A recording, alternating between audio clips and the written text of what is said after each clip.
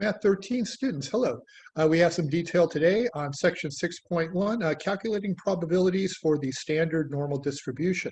We'll be using our TI-84 to calculate the probabilities, and we're going to use these keystrokes quite a lot throughout the balance of the semester, so I hope you have your calculator with you. Follow me over to my other screen and we'll get going. All right, so 6.1, the standard normal distribution. We're going to use the normal CDF tool. CDF stands for cumulative distribution function, and this will calculate probabilities for us. So let me go ahead and get started. In this presentation, I'm going to review some very basic details regarding area as probability. I'll review the standard normal distribution. Then we'll take a look at our calculator and learn how to use the normal CDF function to calculate our probabilities. The keystrokes are rather involved, so you'll need to pay close attention. And as we go through this little journey, we'll take a look at appropriate examples. Okay, I'm going to remind people that in Chapter 6, we look at continuous random variables. These are variables that can assume any value on a given interval. Probability is measured using an area argument. The first part of section 6.1 is extremely important in this regard. Area and probability are equivalent. So to calculate a probability, we measure the area of a given region and make a determination based on that. Again, area equals probability. You can tell that this is important because I've repeated it like 3 times. Now, let's take a look at our normal or bell-shaped distributions. There's the bell, shaped like a bell. And the total area under that curve equals 1. Well, under the curve and above the x-axis. The height is non-negative. It never dips below the x-axis. In fact, it never actually comes down and touches the x-axis. Kind of like a plane that comes in for a landing on either the left or the right, and never quite touches down, but gets ever closer to that landing strip. In particular, 6.1 introduces what we call the standard normal distribution, or the z-distribution. I usually call it the z-distribution, but we refer to it as the standard normal distribution because it, well, is a standard. It's the one we use for a number of different things. The picture looks very, very similar to what you just saw. The mean is 0, and the standard deviation is 1. And indeed, that's really what makes the standard normal distribution. Mean, 0. Standard deviation, 1. Always, every day, 365 days out of the year, standard normal distribution. So all our examples in this section will use this particular distribution with those 2 parameters. Now, let's talk a little bit about the normal CDF tool itself. CDF stands for cumulative distribution function, so it's going to sum up whatever it sums up to find the area that we'll need. And it really does it a couple of different ways. We can find the area probability, really, between 2 points A and B. So if the situation calls for this type of assessment, well, that's the picture I'll draw more or less, and that's the area I am interested in. That's equal to that probability. A randomly selected z-score might fall between A on the low end and B on the high end. We can find the area or probability that a randomly selected z-score is more than or greater than a particular value, call it A. By the way, the upper limit here, infinity, positive infinity. So this graph keeps going, even though it doesn't look like it. And for the third and final trick our little tool can play, we can go ahead and find the area or probability below a point B. And again, given the symmetry of the argument, the graph goes out to negative infinity here. And by the way, that's going to have an issue when we come to use our tool, as you're going to see here in just a moment. All right, so that's our tool there. That's what we're going to use. We'll also need to provide the correct details in the correct way.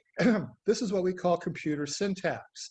I'll need to provide it 4 basic requirements or details. We'll need to provide the lower limit A, the upper limit B that defines the region in question. That's going to be stated within the problem. We'll need to interpret that correctly. I'll need to provide the mean. In this case, it will be 0. I'll need to provide the standard deviation. In this case, it will be 1. So I'm going to use the comma there to separate these little guys out.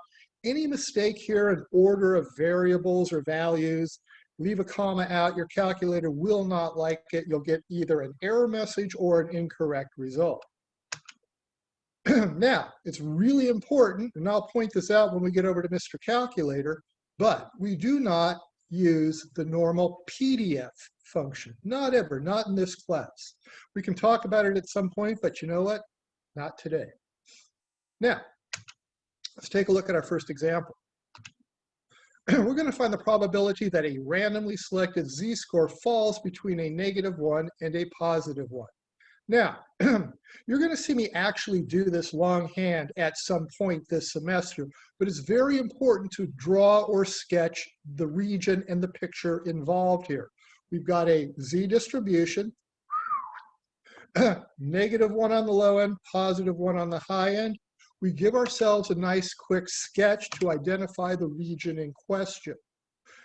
So that's what I need to calculate. I need to find the area of that funky region. Notice it really doesn't fall under the categories of any of our area formulas. This is a job for Mr. Calculus. Calculus is a difficult subject at best, so we're going to use our calculator to deal with that particular question. So if I come over to Mr. Calculator, I'm going to use the vars key. The tool I want, normal CDF, is the second tool listed. So I'll list that guy there, highlight him, and click enter. Now, this is where I'll need to enter in the various detail. At the low end, -1. And by the way, make sure you use negative, not subtraction. Mr. Calculator doesn't like the subtraction here. I need a comma. The upper limit for my integration, as we call it in the land of calculus, is a +1. Comma. We're working with the standard normal distribution. It has a mean of 0, comma, and a standard deviation of 1. That brings us to the end of detail we need to provide.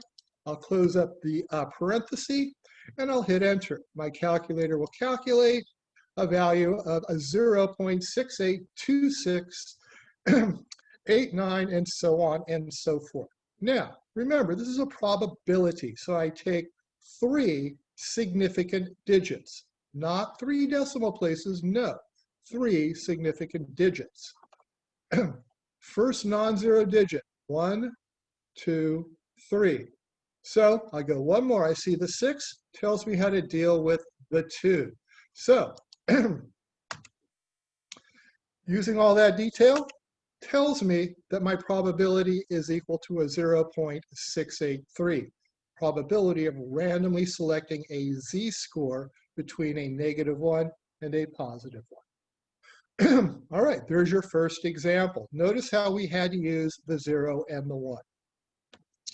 The z distributions, the same way every single time. Now, let's take a look at example number 2. This time we're going to find a randomly selected z-score that is greater than 1.3. And again, I identify the region, greater than 1.3. So how am I going to deal with this? I'm going to have to use my calculator with the normal cumulative distribution function, mean of 0, standard deviation of 1. By the way, some of you might be seeing something that looks about like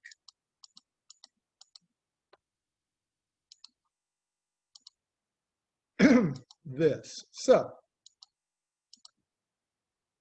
if I select number 2, didn't do it, oh well. I'll plug in the lower limit, 1.3, comma. Now, I've got to enter in an upper limit. There really is no numeric upper limit defined for this distribution. In fact, let me go ahead and highlight a couple of things. What I need to deal with is the fact that out there, those numbers keep going on and on and on and on and on, really to positive infinity. So the correct value in some sense to put in there would be positive infinity, but that's not a number. I've got to do something else. So what I need to do is to put in a really big number. Could it be any really big number? Pretty much, but there's one or two that I like more than others. First off, I like to plug in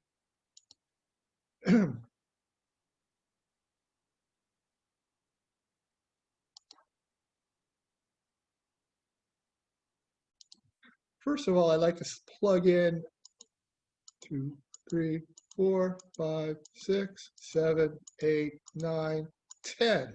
10 nines in a row, comma, in goes the 0, comma, in goes the 1. Close them up and hit enter. So when I do this, I get a 0.0968005. 3 significant digits. First non-zero number is a 9. Take 3, I look at an 8, I look one more, I see the 0. So the probability that z is greater than 1.3, 0.0968. Example number 3, kind of like the reverse argument, if you will. We're going to find the probability a randomly selected z-score is less than a 0.9. And again, we need to identify the region. There's the 0.9. Now down here, I need negative infinity, much like I needed a positive infinity on the other end. So coming back over to my calculator,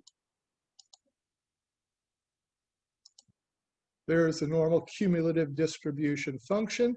This time I'll plug in a negative, and now I'm going to show you a slightly different way to get in a very large number.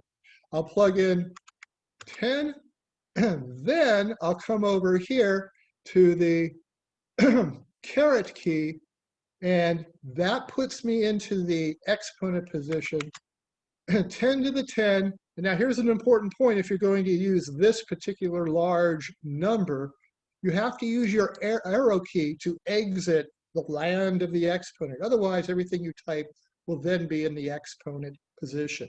So either that or another bunch of 9s will work just fine. Comma, 0.9 on the upper limit of integration, comma, 0, comma, 1, close them up, hit enter, and I get a 0.81593 and change. There's 3, there's 4. So the probability that z is less than a 0.9, 0.816. All right, so now you've got several examples under your belt. However, we need to go ahead and summarize what's happened here. Normal CDF is used to calculate probabilities that follow a normal distribution. I'm going to come back to this tool when we get into section 6.2 with more examples from the real world. It's important to draw the region first and identify the region you have an interest in. To calculate probabilities of an outcome greater than a given number A, we're going to use an upper limit of B equal, well, a bunch of 9s, or 10 to the 10, whatever you prefer. Probabilities of an outcome being less than a given number B, a lower limit, negative. Again, you got to get that negative in there. Bunch of 9s or negative 10 to the 10. Again, whatever it is you prefer. And remember, never use the PDF function. That calculates just something different. We don't even want to worry about that here. So there you go. In terms of a summary, we have reviewed area as probability, like 3 times or something. Reviewed the standard normal distribution, mean of 0, standard deviation of 1. You've used the normal CDF to calculate probabilities in 3 distinctly different cases. You're going to need all 3 cases as you make your way through chapter 6 and beyond. And we introduced appropriate examples as we went through that. And again, I'm going to emphasize this right here at the very end. Drawing these regions is very, very important. Now, I'll be back in just a few moments with another video talking about the inverse process where we start with an area and we work our way backwards towards a z-score. For now, I'll stop the sharing and I'll say goodbye, ask you to go away, study, and bring your questions in your calculator and come visit me.